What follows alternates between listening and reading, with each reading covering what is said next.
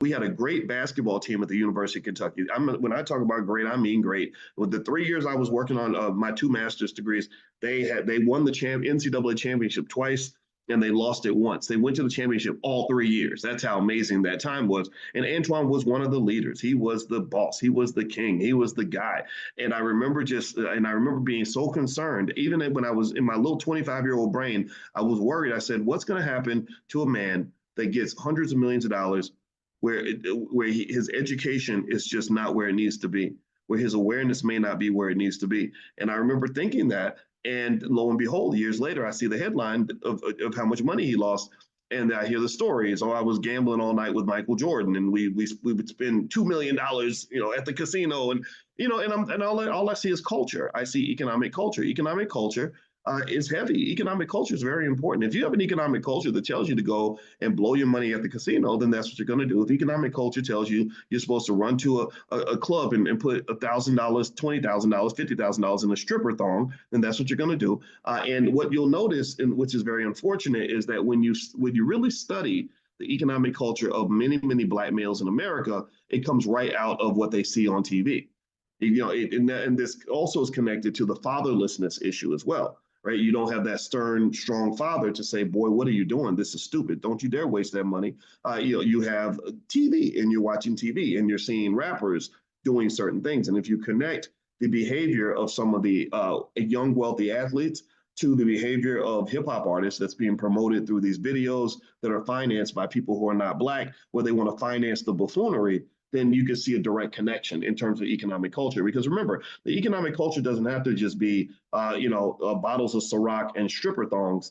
The economic culture can also be networking and building business. The economic culture does not have to be outrageous and loud and ridiculous in order to get attention and attention-seeking behavior. Economic culture could also be quietly grinding away to build the next Facebook with you and your buddies buying a house together where you all get together and you're programming computers all night so you can become the next Mark Zuckerberg or the next Elon Musk, right? Economic culture doesn't have to be what you see in a music video. Economic culture, there's so many different versions. Economic culture can be Warren Buffett style, where you are so conservative that you don't even move, that you live in a regular house and drive a regular car and quietly accumulate through conservative investing strategy $168 billion in cash, to the point where you could buy the whole NBA if you wanted to. You could buy 20 NFL teams if you wanted to. And Warren Buffett can go in and buy every single player in the NBA if he wanted to, but he doesn't do it because he says, well, what's the point? I want to hold on to my money.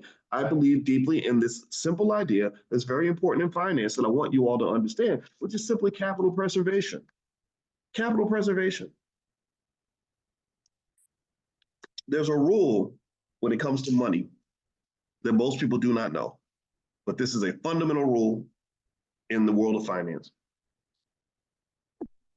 In fact, when we were going through in grad school, and when I wrote research papers at Syracuse, we had some basic tenets of finance that we would talk about on a regular basis, where everybody knew it, everybody understood it.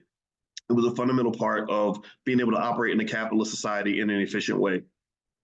And it went like this. It was very simple. It said, capital must be preserved and capital must put to its best available use.